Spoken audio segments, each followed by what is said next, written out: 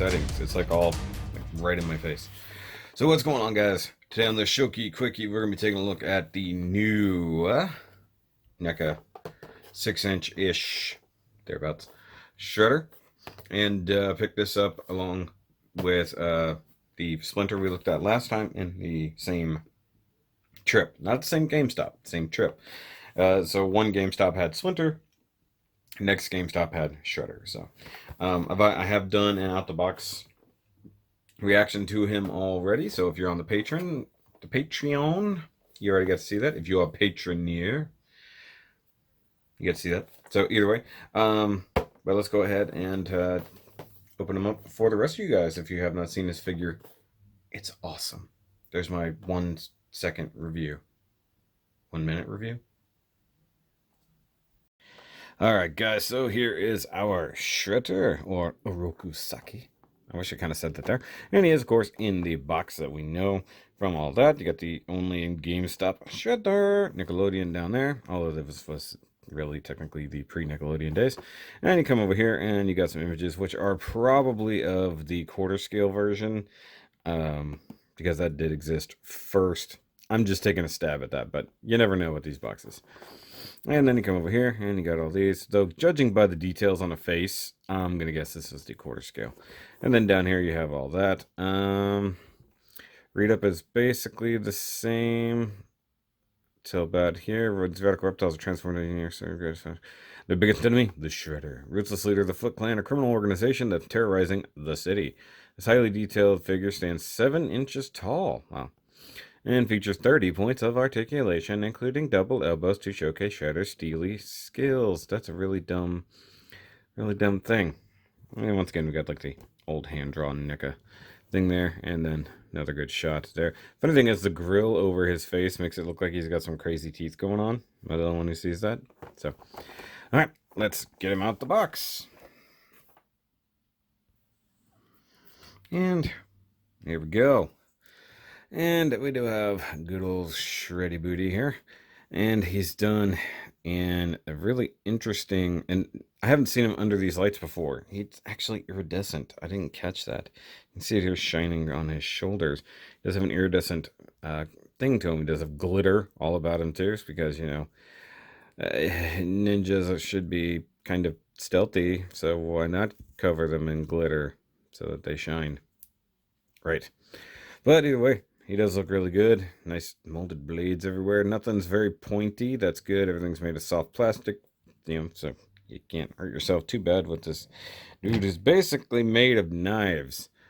And he's pretty solid. Not gonna lie. He feels like a hefty boy. The molding is done really well everywhere. It's just super good. Not gonna lie. He does have a little bit of issue standing, but he's also missing a couple of his things. Now, before we get to all the accessories and stuff, let's start out on the details. We'll look at that face and the helmet. Once again, molded very nicely. It looks like it's molded in the brown and then done over with some wash. And then you got the beautifully done silver crest there, along with the face mask, which does remove pretty simply. It does hook on what aren't his ears, and you get his face, which is scarred up really nicely.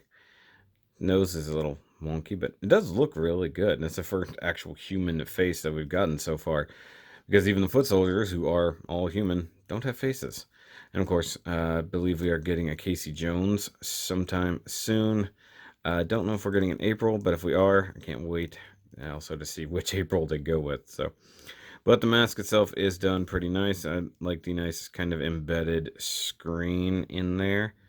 Just looks very cool. And he doesn't have any ears, and he can't take off the helmet, but if you peel that back, you see the tabs inside there. And then this just does go right there. So, of course, Splinter is the one who scarred his face, just like he's the one who took Splinter's ear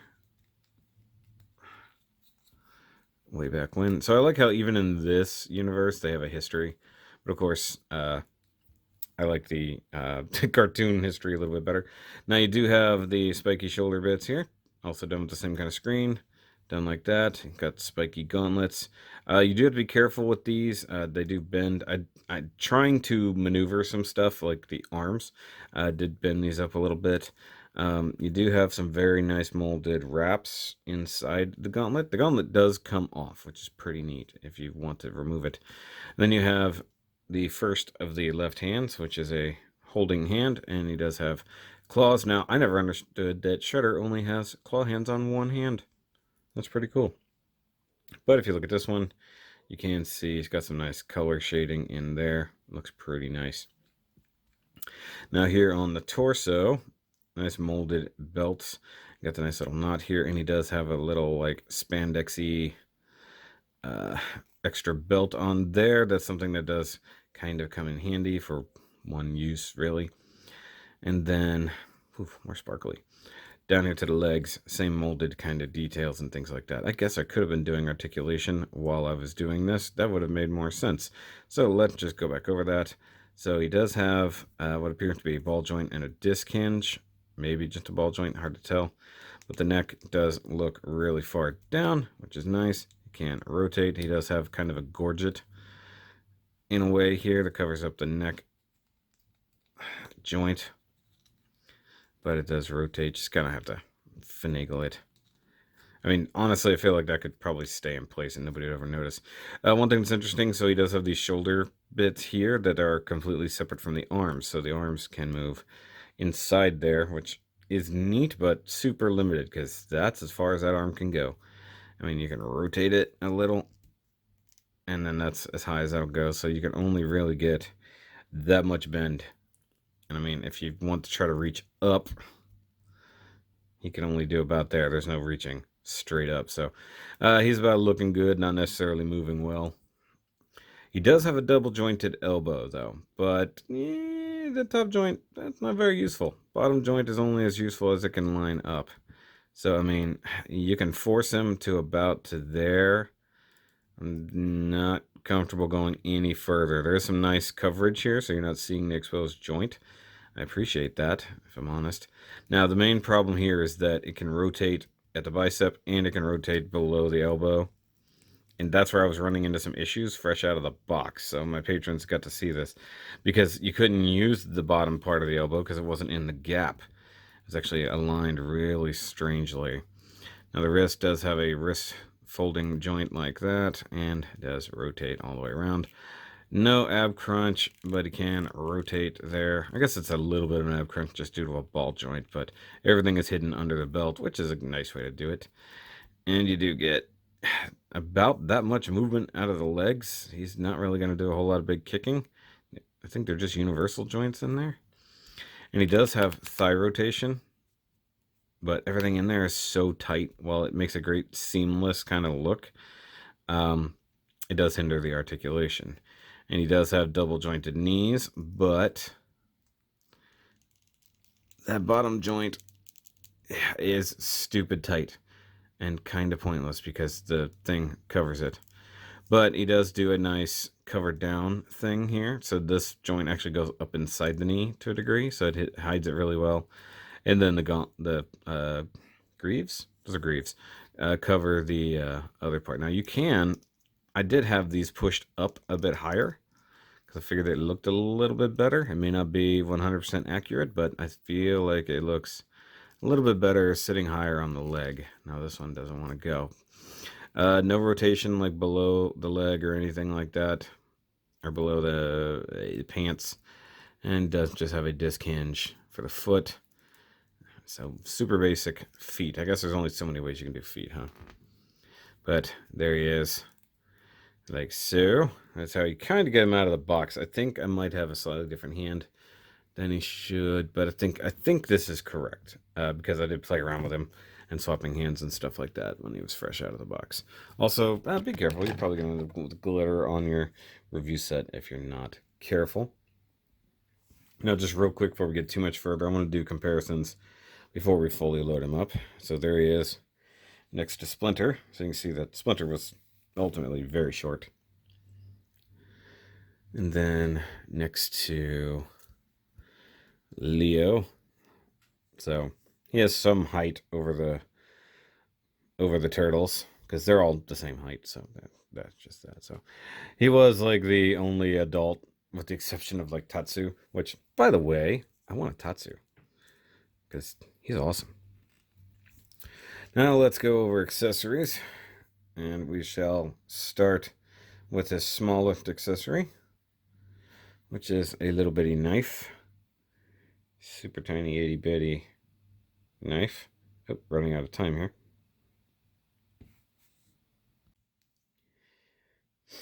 And I don't remember exactly what scene this is from. I think he pulls it on Splinter or somebody. I don't recall. But it does go in this little tiny sheath that for some reason are separate in the packaging. And then you can tuck it into this belt, which is easier said than done, only because, well, it is super stretchy, so it is kind of hard to get in there. I wish there was a loop or something for it to be held in, because I can tell you right now that's probably going to fall out at some point. But it does stay for now. I gotta rotate this foot a little bit, I think. I'm trying to get him to stand straight, and obviously the legs aren't even. I guess I could show that he can hold the knife, huh? So he can hold the knife. It's super loose in that hand, so let's put it in this hand. And, okay, so that's the hand made for holding the knife. Cool. Let go. There we go. See what I'm saying? He wants to fall over backwards for no reason. Alright, I wish I could push the head back. Have him look down. There we go. Stay. Now he does come with a multitude of hands. So we'll go with a left expressive hand, which is cool. Nice big open hand, painted very nicely. And of course, the blades on the back of the hand. Go in there. Simple peg. Super scary to change out. You also get a a fist hand, so he can be more claw. Wolverine. Does come with an expressive or open right hand for slapping people. Very nicely shaded and everything. Looks good. His skin tone is all a little odd. I like that. Same thing with a normal punchy, fisty hand here. And the gauntlets, when you use them just right, can cover down over that wrist joint a little. And he does have one other big weapon. It's his like pike, or double-ended pike, or whatever you want to call it, that he had at the end of the movie when he's really whipping up on the turtles. So you can hold this either in just one hand or two. I'm going to try to get it in the other hand as well. Can. That might be wrong. Either way, so that hand, I guess, doesn't do that. I guess he only charges in using this one. But you can hold it. It's just painted black and silver. It's okay. It's scraped a little bit there, but I think that's just due to the fact there's a big nub there. But that's the one at the end where he charges at Splinter, and he wraps him up with the nunchuck and throws him over the balcony. And last and certainly not the least, just his final accessory. His epic frickin' cape. Now this is the inside of it, just so you can see how the pleats and stuff are done. Look at this. So there's some stiffer stuff here to add some body to it. Then you come to the back. Look at the sparkle. Like, Shredder was all about these 80s. Look at this. Look at that. And it is wired, so it does have some bendiness here on the edges. So you can kind of do what you want to do with that. That's pretty cool. That's what I wish the General Grievous cape came with.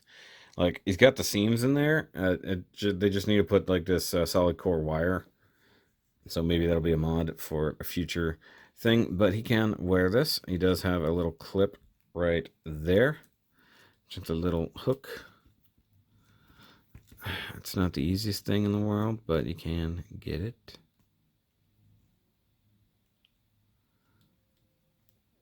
Like so. It's almost like a jewelry clasp. And if you put the arms down, then he can just have his big beefy shoulders. Like, depending on how you want to do it, like a lot of parts of the movie, he had the shoulder spikes covered. I kind of like having the cape back and the spikes uncovered. Almost more like a cartoon feel, but most of the time, I think he was just big and foreboding like this, like just ready to take down the turtles or whoever is in his way. Now, once again, just to do whatever. So by the end of the movie, I believe he lost his cape or took it off, and then just going up against turtles and whatnot. It's funny. It's so big, it makes him look tiny. It makes him look so much more cartoony. It's like everything else, fine. I buy the 4 big old turtles. I buy the big talking rat. A dude in a big metal spiky helmet with claws and a cape, trying to look like Magneto. Yeah.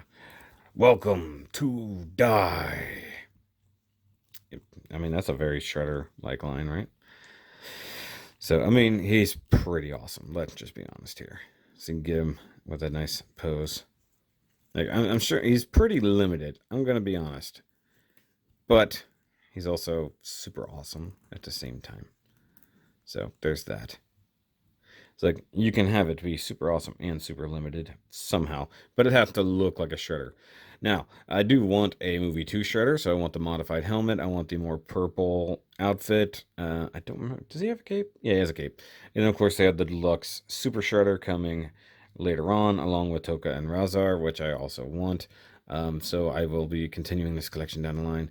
And then, of course, the Casey Jones figure, hopefully in April. I don't remember if they said they have an April coming, but I'll have to look into that.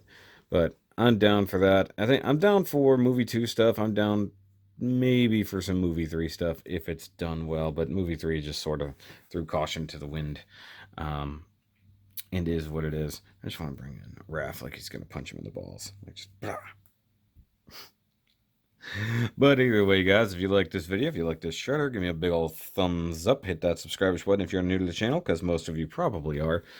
Because, well, for the most part, this is a tiny channel. I'm trying to get it up in numbers, and I want to keep my more action figure related things over here because YouTube's dumb things. But, yeah, I'll catch you guys on the next one where we have some foot soldiers. Yep. Remember, as always, keep on shredding.